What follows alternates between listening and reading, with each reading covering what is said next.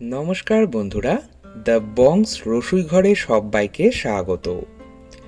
আজকের রেসিপি ধোকার ডালনা বা নারকেল ধোকার ডালনা। এই ধোকার ডালনা নতুন কোনো রান্না কিন্তু একেবারেই নয়। আমাদের মা ঠাকুমাদের সময়কার বহু পুরনো একটা রান্না। এটা প্রায়শই প্রত্যেকের বাড়িতেই হয়তো যে কোনো নিরামিষ দিনে বানানো হয়ে থাকে। তবে আমাদের বাড়িতে এটা কিভাবে বানানো হয় সেটাই আজকের ভিডিওতে শেয়ার করছি। আসুন দেখে নিই আজকের ভিডিওটা।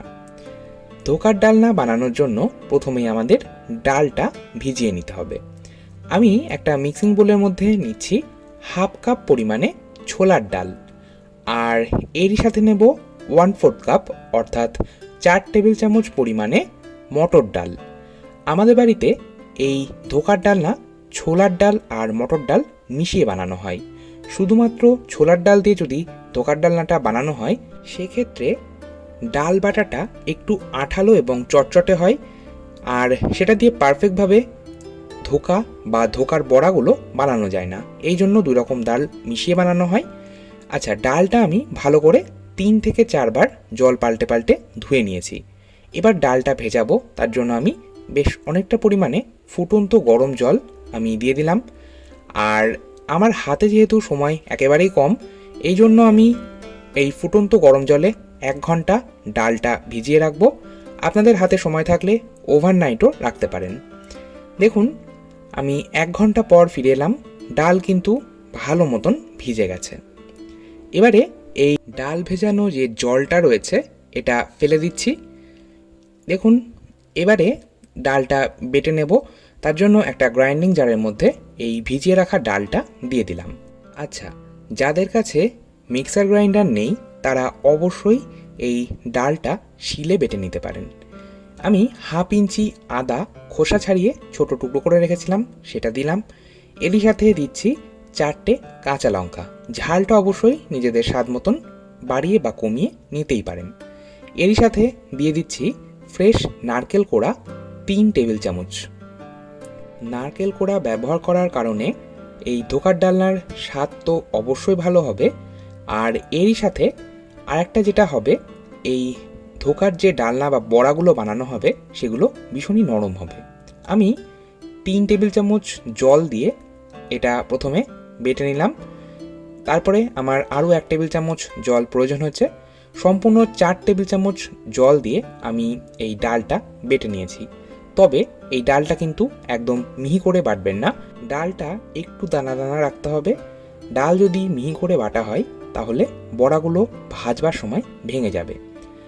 আর এবারে একটা হামানদিস্তার মধ্যে আমি নিচ্ছি 2 টেবিল চামচ রোস্টেড চিনি বাদাম। বাদামটা আমি আধ ভাঙা করে নেব। আপনারা চাইলে ছুরি দিয়ে একদম মিহি করে কেটে নিতে পারেন। বাদাম ব্যবহার করলে অবশ্যই টেস্টটা ভালো হবে, তবে আপনারা যদি দিতে না চান সেক্ষেত্রে নাও দিতে পারেন।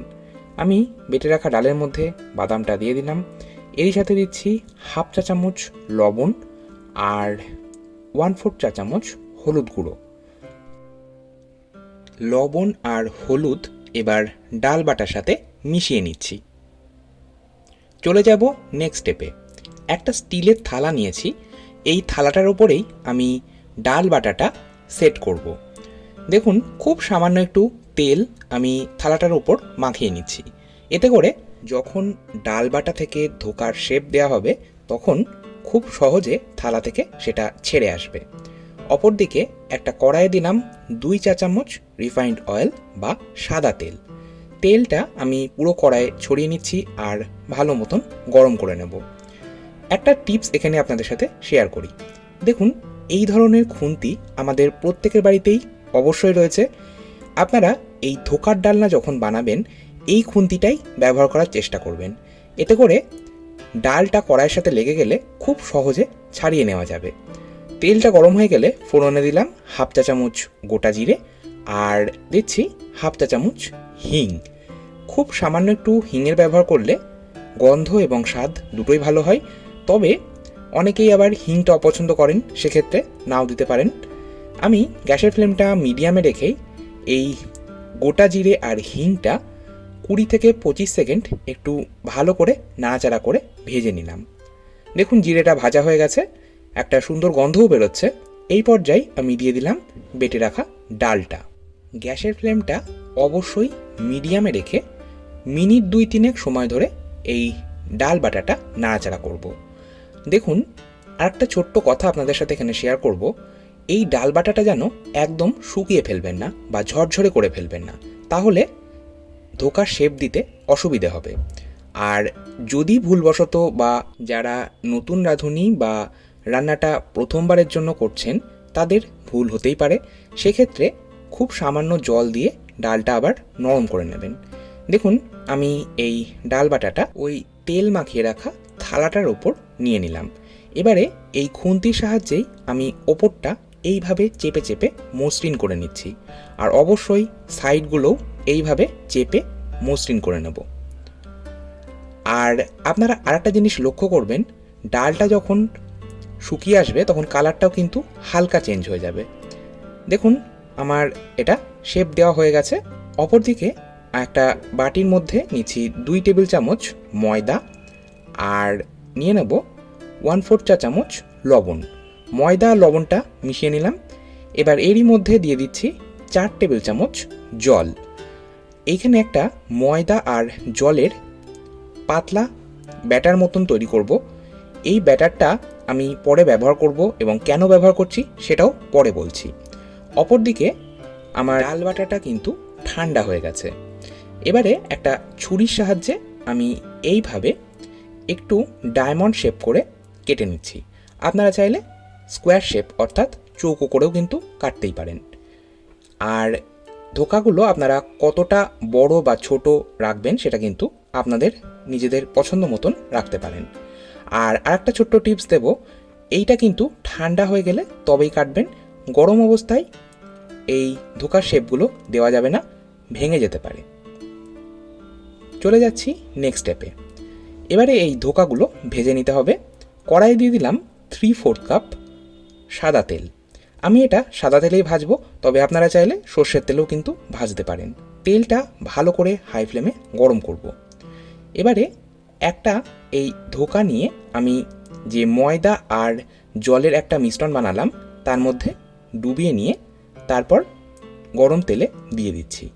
এইভাবে যদি ময়দা আর জলের ব্যাটারের মধ্যে ডুবিয়ে নিয়ে তারপর এই ধোকাগুলো ফ্রাই করা হয় তাহলে কিন্তু কখনোই ভেঙে যায় না। এটা রইল আজকের আরও একটা টিপস। আর গ্যাসের ফ্লেমটা মিডিয়ামে রেখেই এই ধোকাগুলো মিনিট 2-3 সময় ধরে ভেজে নিতে হবে। সমস্ত ধোকা আমার ভেজে নেওয়া হয়ে গেছে। কড়াইয়ের মধ্যে যে তেল রয়েছে ওর মধ্যেই আরও 1 টেবিল চামচ সর্ষের তেল দিলাম। আমি গ্রেভিটা সর্ষের তেলেই করব, যেহেতু এই ধোকার ডালনা একটা সাবেকি রান্না, তাই সর্ষের তেলে করলেই টেস্টটা বেশি ভালো হয়। তেলটা গরম হলে ফোড়নে দিলাম একটা ফাটিয়ে নেওয়া তেজপাতা, 2টো ফাটিয়ে নেওয়া শুকনো লঙ্কা, আর দিচ্ছি 1/2 চা চামচ গোটা জিরে। এরই সাথে দিয়ে দেব 3 থেকে 4টে ফাটিয়ে নেওয়া ছোটো এলাচ, 3 থেকে 4টে ছোটো দারচিনির টুকরো, আর 3-4টে লবঙ্গ। এবারে এই মশলাটা আমি 10 থেকে 15 সেকেন্ড মিডিয়াম ফ্লেমে একটু নাড়াচাড়া করব।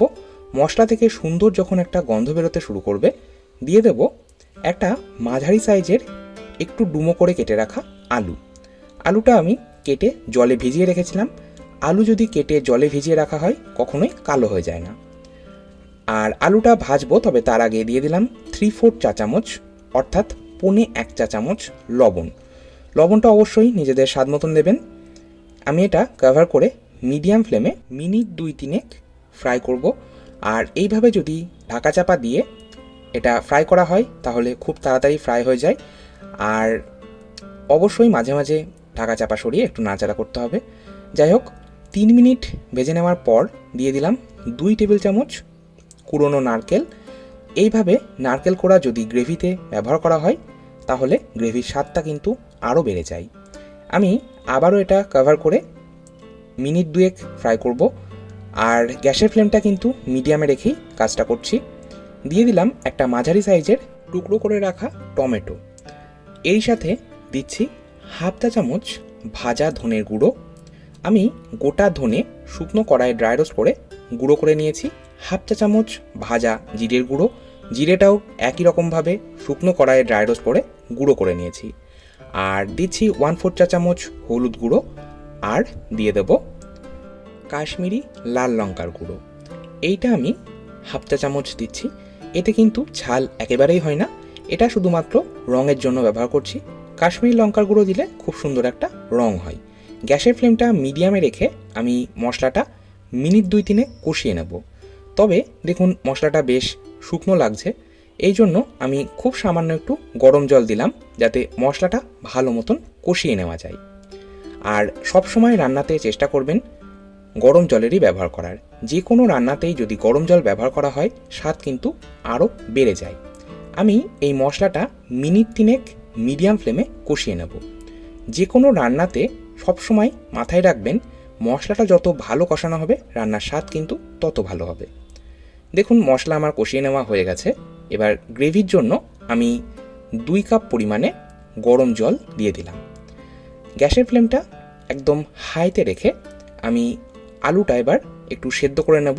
ভাজতে ভাজতে সেদ্ধ হয়েই গেছে, তবে আর একটু গ্রেভির মধ্যে ফুটিয়ে নেব, এতে করে গ্রেভিটাও একটু ঘন হবে। কভার করে গ্যাসের ফ্লেম হাই রেখেই ফুটিয়ে নিয়েছিলাম 2 মিনিট। এবার গ্যাসের ফ্লেম একদম লোতে করে আমি একটা একটা করে ভেজে রাখা ধোকাগুলো দিয়ে দিচ্ছি। একটা ছোট্ট টিপস এখানে আপনাদের সাথে শেয়ার করব। এই ধোকাগুলো যখন দেবেন গ্যাসের ফ্লেম কিন্তু একদম লোতে রাখবেন, প্রয়োজনে বন্ধও করে দিতে পারেন, তবে হাই ফ্লেম বা মিডিয়াম ফ্লেমে রাখবেন না। 2টো চেরা কাঁচা লঙ্কা দিলাম, আর দিচ্ছি 1 চা চামচ চিনি। যে কোনো নিরামিষ রান্নাতে অবশ্যই একটু চিনি দিলে টেস্টটা ব্যালেন্স হয়। আর দিয়ে দিলাম 1/4 চা চামচ গরম মশলার গুঁড়ো, আর দিয়ে দিচ্ছি 1 চা চামচ মতন ঘি। সবশেষে ঘি দিলে খুব সুন্দর একটা গন্ধ হয়। গ্যাসের ফ্লেমটা কিন্তু এবার বন্ধ করে দিতে হবে। খুব বেশি নাড়াচাড়া করবেন না, হালকা হাতে একটু মিশিয়ে নিচ্ছি। আর গ্রেভির মধ্যে দিয়ে ধোকা কিন্তু কখনোই ফোটাবেন না, তাহলে ভেঙে যাবে। গ্যাসের ফ্লেম বন্ধ করে আমি 7 মিনিট এইভাবেই রেখে দেব। 5 থেকে 7 মিনিট পর আমি এটা পরিবেশন করছি। গরম গরম ভাতের সাথে তো অবশ্যই খেতে ভালো লাগে, এছাড়াও রুটির সাথেও কিন্তু পরিবেশন করা যেতেই পারে। আজকের মতো এই পর্যন্তই, আবার চলে আসবো নতুন কোনো ভিডিও নিয়ে। ভালো থাকুন, সুস্থ থাকুন, ধন্যবাদ।